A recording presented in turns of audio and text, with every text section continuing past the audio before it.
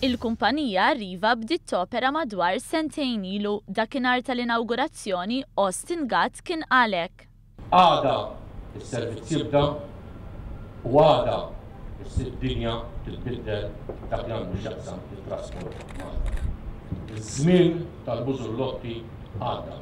Maż-żmien il-problemi bis-servizz tal-Arriva splodew min nies jinħarqu fil-qilla tax-xemx għal karozzi tal-linja jinħarqu għax tisplodi l-magna, is-servizz tal-Arriva kien fuq net tal-aġenda fl-aħħar sentejn.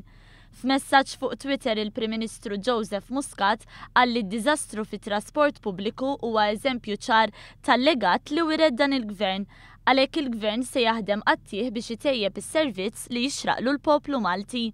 F'dan l-isfond kelliema l-Ministeru tat Trasport ikkonfermat li d-diskussjonijiet bejn il-Gvern Malti u l-kumpanija Arriva ġew eżawriti għal kollox.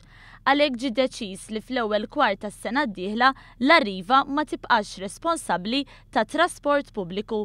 L-istess kelliema qalet li l-Gvern huwa konfidenti li dan kien l-aħjar pass fiċ-ċirkustanzi u li se ssir ħidma bejn Transport Malta u l-Arriva biex il-perjodu ta' tranzizzjoni jkun tal-inqas inkonvenjent taċ-ċittadini.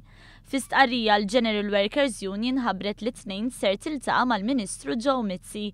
It-tnejn stess il-Ministru Joe Mizzi ser jindirizza konferenza tal-aħbarijiet biex jispjega s-sitwazzjoni x'inhi u jagħti d-dettalji ta' x'se jkun il-pass li jmiss.